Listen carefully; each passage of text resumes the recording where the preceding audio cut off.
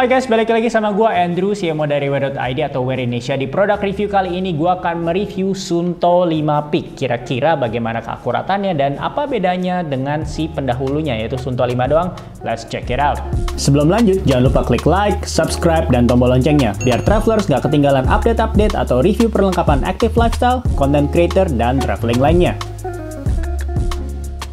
Oke, langsung aja kita ngomongin nih model comparisonnya dengan si Suunto 5 yang terdahulu. Si Suunto 5 Peak ini secara fisik dia itu lebih compact atau lebih kecil diameternya juga. On papernya gue langsung tampilin ya, tapi intinya kalau si Suunto 5 Peak ini itu di 43 mm, sedangkan si Suunto 5 pendahulunya itu 46 mm. Nah, untuk ukuran-ukuran detailnya gue langsung tampilin di sini. Maksudnya apa? Yaitu kayak ketebalan dan macam-macam. Tapi lu bisa lihat di sini, gue kasih lihat langsung. Ini lebih tipis. Kalau misalnya lu udah pernah nonton video gue yang kayaknya udah setahunan yang lalu itu gue ngomongin terkait Suunto 5, lu bisa lihat sisinya ini jauh lebih tebal ya dibanding Suunto 5 Peak gue yang sekarang, yaitu dia tipis dan secara bahan, tapi memang kalau si Suunto 5 Peak ini lebih plastiki ya compare tuh dengan si Suunto 5 pendahulunya. Tapi yang gue suka yaitu strapnya sama-sama 22 mm, tapi dia udah bisa lebih elastis gitu. Ini gue udah sempat mention di video unboxingnya dari si Suunto 5 Peak itu sendiri. Jadi dan bisa digonta-gantinya tuh lebih mudah juga dibandingin dengan kayak pendahulunya tuh yang kayak mau ditaruh di meja pun dia tuh nggak bisa flat seperti ini gitu. Tapi dia bakal kayak kayak berdiri karena di deket bezelnya itu kayak ada strapnya agak aneh sih menurut gue. Dan si Suunto 5 seingat gue waktu itu pas gue pakai strapnya itu bikin gue agak merah-merah sedikit ya kulit gue kalau dipakai seharian untuk workout ataupun habis workout habis lu mandi terus lu bawa tidur. Nah, si Suunto 5 Peak ini gue nggak menemukan masalah yang sama, jadi kayak aman-aman aja. Lu bisa lihat wrist gue tuh nggak iritasi, tapi again itu halnya yang subjektif, tapi itu menurut gue sih lumayan penting ya, karena lu kalau misalnya beli smartwatch kan harapannya itu ya lu tidur, lu mungkin mandi ya bisa copot lah, tapi kalau lu tidur, lu workout akan selalu pengen lu pakai kan. Tapi kalau misalnya itu menyebabkan iritasi, itu bakal jadi ribet.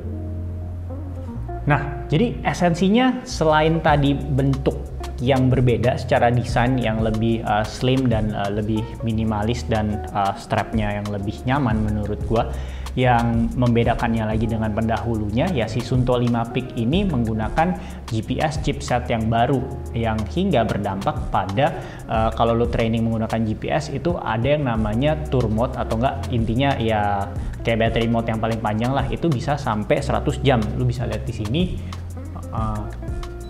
itu lu bisa gonta-ganti.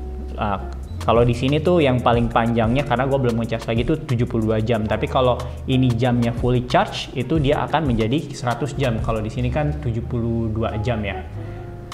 Nah, yang gue mau komenin lagi, ini screen-nya masih sama juga 1,1 inch, tapi kesamaan yang gue nggak sukanya lagi yaitu si layar 218x218 pixelsnya itu tetap redup pada saat lu ini misalnya di studio gue ini udah banyak cahaya, tapi lu bisa lihat di video ini tuh kayak redup banget ya.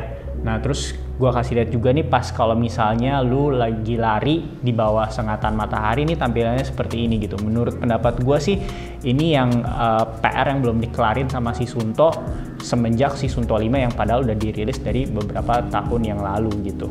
Nah, tapi ada kelebihannya juga kalau dibandingkan dengan Suunto 5. Suunto 5 Peak ini dia itu sudah bisa swim heart rate, sedangkan kalau misalnya si Suunto 5 itu lu harus menggunakan extra sensor lagi. Sedangkan kalau si Suunto 5 Peak ini ya udah bisa mendeteksi heart rate lu saat lu berenang gitu. Dan berenangnya itu ya sama sih kayak si Suunto 5 pendahulunya, juga bisa pada saat di kolam ataupun di open water gitu. Dan satu hal lagi yang lu perlu ketahui yaitu si Suunto 5 Peak ini tidak memiliki barometric altimeter gitu. Jadi bedanya kalau misalnya kan ada Peak yang satu lagi itu Suunto 9 Peak, nah itu ada si barometric altimeter, sedangkan si Suunto 5 Peak ini enggak. Oke, sekarang kita ngomongin sport and features-nya, di mana ada 80 sport profile, tapi kalau menurut gue sih itu antara satu olahraga dan olahraga lainnya secara metrik data dan kayak insight-nya itu kayak mirip-mirip gitu. Tapi yang menarik, si Suunto 5 Peak ini diposisikan sebagai jam multisport, yang artinya lu bisa menggunakan jam ini untuk triathlon gitu, walaupun ya harganya agak mid entry level ya, nggak entry level banget, tapi mid entry level. Jadi kalau misalnya lu triathlon, tinggal lu pencet, misal udah start, terus kanan atasnya lo tinggal tahan. Sorry, ini karena nggak ada GPS. Tinggal lo transisi, jadi misal triathlon tadinya lari, terus ke sepeda, terus berenang, dan so on gitu. Jadi ini salah satu selling point-nya, emang dia jam multisport yang mid entry level dan baterainya digadang-gadang cukup panjang, yaitu si tour mode itu yang sampai 100 jam. Nah, terus selanjutnya kalau misalnya terkait kayak training plan, structure workout, sebenarnya di sini ada training plan. Sebentar, gue kasih lihat.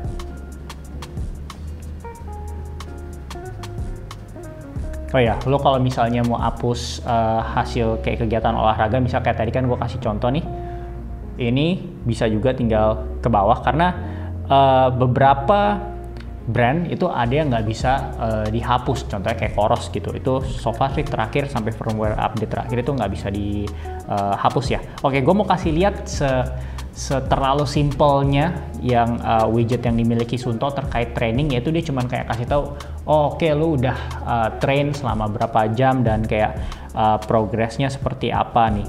Cuman seperti ini, jadi gue minggu lalu gue ada lari sejam dan nggak ada insight yang lainnya lagi gitu. Dan tangkepan dari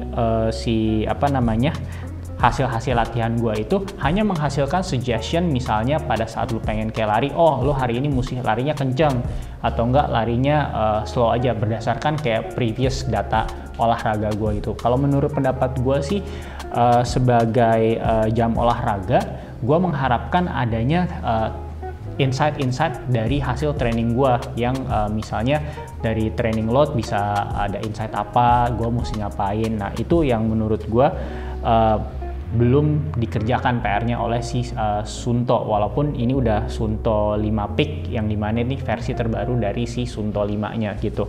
Adanya, yaitu gue tampilin di sini, yaitu dia punya yang namanya Suunto Plus Guide. Nah, Suunto Plus Guide ini jadi lu bisa kayak gabungin training-training dari aplikasi pihak ketiga kayak Training Peaks, dan lu bisa pindahin langsung ke jam lu gitu. Jadi bakal kayak ada petunjuk-petunjuknya gitulah gitu. Jadi sesuai dengan namanya itu adanya training guides gitu. Tapi kalau misalnya untuk training plan yang benar-benar terstructured gitu layaknya kalau di Coros udah ada, di Garmin juga udah ada Garmin training plan, itu yang masih missing ya menurut gue, dan sayang banget kalau nggak ada, karena kan si Suunto ini kalau menurut gue target marketnya itu ya memang mereka yang suka dengan olahraga outdoor dan olahraga yang mengandalkan endurance, dan juga menginginkan jam yang dalam urusan baterai itu tahan lama gitu. Nah, gua rasa sih kalau misalnya nggak ada structure plan, pasarnya si Suunto ini bisa tergerus dengan merek-merek lain gitu ya.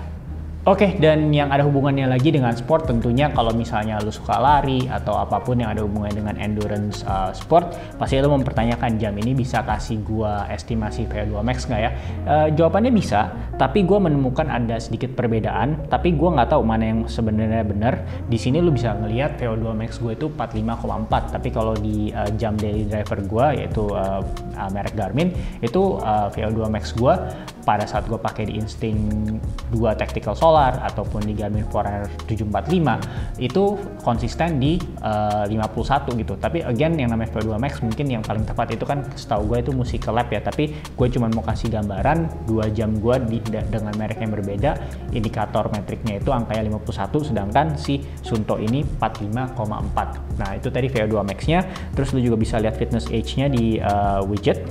Nah, terus kalau misalnya ngomongin pulse ox, jelas ini nggak ada pulse ox. Jadi yang standar-standar aja untuk lari, trail running, ya ini ada. Terus gue mau kasih lihat lagi untuk urusan health features, itu heart rate-nya itu memang secara interval nggak kayak second by second gitu ya. Kalau misalnya kalau ada jam kan yang langsung kayak lu lihat di sini kayak tiap detak jantung lu tuh kayak dia langsung berubah. Kalau ini intervalnya tuh agak panjang, gak lama-lama amat tapi agak panjang untuk heart rate-nya. Nanti gua ngomongin terkait keakurasiannya pada saat lu olahraga. Terus di sini juga ada kayak stress meter. Nah, terus kalau misalnya lu pencet lagi itu ada namanya body resources. Nah, body resources itu sebenarnya nama lain dari body battery, di Garmin gitu. Karena mereka baik si Suunto atau Garmin ini menggunakan kalau nggak salah algoritmanya namanya itu perusahaan namanya First Beat. Jadi sebenarnya sama-sama aja, cuman beda penamaan aja ya, perkara branding lah seperti itu. Dan kalau ngomongin sleep-nya, gue menemukan di sini sih ada sedikit perbedaan ya.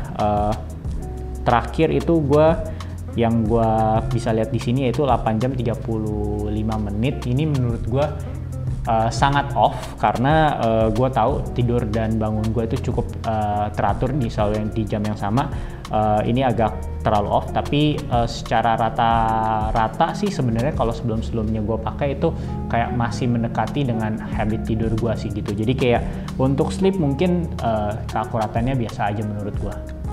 Oke, sekarang gue mau ngomongin tentang si sensor dan keakuratan dari jam ini, keakuratan GPS dan heart rate-nya. Tapi pertama-tama sensornya tuh lu bisa konekin berbagai macam sensor, tapi hanya satu sensor dalam ya maksudnya connect-nya tuh cuma bisa 1:1 gitu. Jadi kalau misalnya lu ada sensor lain ada 2 itu nggak bisa langsung ke connect gitu.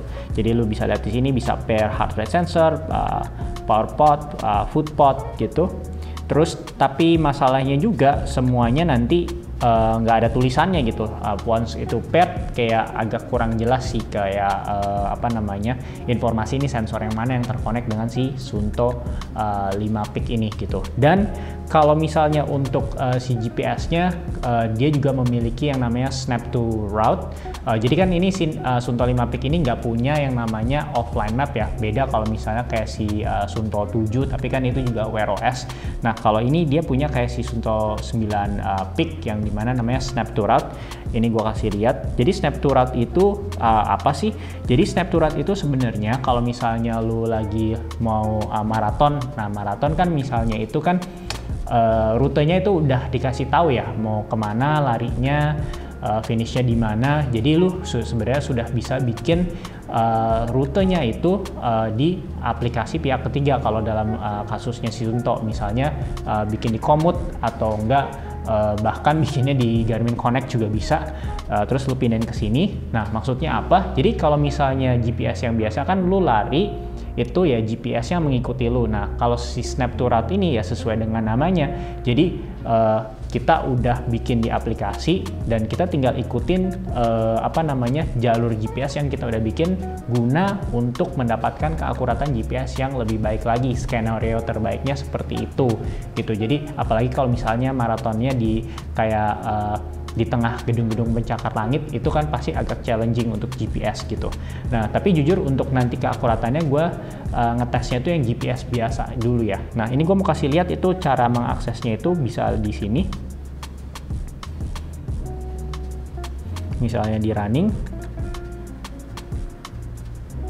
terus gue ke option, gue mau kasih lihat navigationnya apa aja ya. Tadi kan ini yang tadi gue maksud Snap to Route. Ini gue udah sempet bikin Alsut Loop, gue sering di Alsut gitu.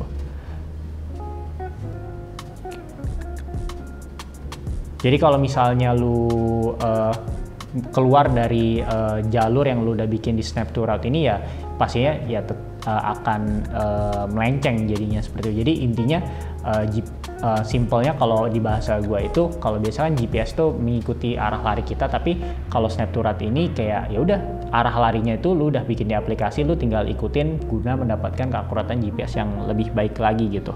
Dan sedangkan untuk navigasi lainnya ada breadcrumb, POI, route tentunya, dan ini bisa dimatikan juga gitu. Dan untuk GPS-nya juga gue bisa, nah GPS-nya ini lu bisa lihat sendiri kombinasi-kombinasinya yaitu GPS QZSS, GPS QZSS GLONASS, GPS QZSS Galileo, dan yang terakhir GPS QZSS Beidou gitu. Oke, langsung aja kita sekarang cek keakuratan heart rate dan GPS-nya ya. Oke, sekarang kita ngomongin si GPS accuracy-nya dari Suunto 5 Peak yang kebetulan pembandingnya gue itu yaitu si Garmin Instinct 2 Tactical Solar gitu. Untuk yang merahnya itu si Suunto 5 Peak, sedangkan yang biru muda itu Instinct 2 Tactical Solar. Nih gue udah kasih lihat lu di Google Earth. Lu bisa lihat di sini. Oke, kita bisa lihat ini kalau secara zoom out sih rapi-rapi aja ya, karena memang secara medan pun kan juga nggak terlalu banyak gedung-gedung pencakar langit, itu mostly kayak komplek-komplek. Mestinya sih nggak membuat GPS-nya ngaco ya. Kita bisa lihat di sini itu kalau si keduanya ini cukup lumayan on the track ya, tapi kita coba zoom in lagi biar bisa lebih kelihatan. Ingat yang merah itu Suunto 5 Peak. Nah, itu memang challenge-nya tuh kalau lari, kalau buat yang orang Tangerang Selatan mungkin tahu ya, kalau Al Sud Loop itu mungkin kalau untuk GPS, jam GPS itu challenge-nya tuh banyak pohon-pohon, tapi enaknya kita lari di situ nggak panas ya. Nah, kalau misalnya si Suunto 5 Peak ini sih banyak yang memang mendekati pohon ya, karena kan kalau misalnya lu lihat yang biru muda itu si siapa namanya Garmin Instinct 2, dia itu agak ke tengah ya kan, agak nggak mungkin juga gue lari di tengah jalan, tapi lu bisa lihat di sini overall sih keduanya oke-oke aja ya, nggak ada yang sampai melenceng jauh, dan ya masih manageable lah ya. Paling ada beberapa memang yang agak melebar sedikit, tapi di kasus ini ya misalnya di sini tuh ada si Instinct 2 ini agak masuk ke semak-semak, tapi sedangkan untuk si Suunto 5 ini sih oke ya, menurut pendapat gue ini nggak ada masalah. Dan kalau misalnya finishnya tuh juga kan gue lari ini 10 kilo itu kayak mirip-mirip lah. Biasa kadang kan antara brand kayak yang 1 jam udah 10 kilo, yang satu lagi belum. Berdasarkan pengalaman gue lari di sesi ini sih lumayan kompak ya kedua jam ini. Jadi mungkin si Suunto 5 Peak ini lu bisa lihat sendiri secara visualnya juga cukup oke. GPS accuracy-nya jadi improvement dari Suunto 5 dan ke Suunto 5 Peak ya menurut gue boleh dibilang cukup lumayan berhasil ya, di samping dimana juga si chipset GPS ini memperpanjang durasi baterai dari si Suunto 5 Peak. Oke, langsung aja kita ngomongin terkait keakuratannya si Suunto 5 Peak. Seperti biasa metode pengetesan gue menggunakan heart rate monitor yang ditempelkan ke sebuah chest strap, yaitu namanya Polar H10, karena memang secara standar industri itu keakuratannya yang paling diakui. Dan jam pembandingnya kebetulan pada saat ini gue masih menggunakan si Instinct 2 Tactical Solar. Nah, langsung kita lihat aja grafiknya di sini, dimana si Suunto 5 Peak ini kayak pas awal-awal kayak meleduk gini, kayak langsung naik, entah kenapa. Terus tapi setelah itu berbanding cukup lurus ya, naik turunnya itu dengan si Polar H10 gua dan jam pembandingnya lagi si Instinct 2 gitu. Again, kalau misal udah di setting belum ya optionsnya itu, lu setnya di left wrist atau right wrist udah, baik si Instinct-nya ataupun di si siapa namanya Suunto 5 Peak-nya. Tapi poinnya di sini ialah definisi akurat itu mana data HRM yang paling maksudnya BPM yang paling mendekati dengan Polar H10. Dan lu bisa lihat di sini secara visual si Suunto 5 ini cukup konsisten ya, dan itu cukup mendekati dengan data tangkapan dari si Polar H10. Cuman memang tadi di awal ada yang mendadak naik, ataupun juga pas di terakhir-terakhir ini juga ada yang kayak sedikit mendadak naik. Tapi overall menurut pendapat gue cukup oke. Oke, apa kesimpulannya? Positifnya mungkin gue udah kasih lihat lu barusan terkait si GPS accuracy-nya dan heart rate accuracy-nya, menurut gue itu udah cukup solid banget. Dan yang ketiga, selain dua keakuratan tadi, yaitu secara desain juga udah lebih nyaman, baik dari strap dan bezel compare to previous generationnya, yaitu si Suunto 5. Dan ini juga merupakan jam yang secara harganya gue tampilin dulu di sini. Ingat, harga bisa berubah-berubah, tapi kalau misalnya mau lihat yang paling live, lihat langsung di wia.id. Nah, untuk mid-range smartwatch ini udah cukup oke, dan baterainya juga udah cukup oke ya, apalagi kalau misalnya lo memang yang suka kayak trail running atau basically olahraga yang durasinya cukup lama. Nah, minusnya yaitu layarnya yang nggak banget menurut gua, padahal udah tahun 2022 masih redup-redup aja, nggak ada bedanya dengan si Suunto 5 pendahulunya. Dan ketidakhadiran dari kayak structured workout dan training plan yang gua bisa download dari si Suunto itu menurut gua kalau untuk keperluan gua agak kurang sih, karena gua beli jam kan pengennya kayak dapet kayak semacam kayak coach gitu ya.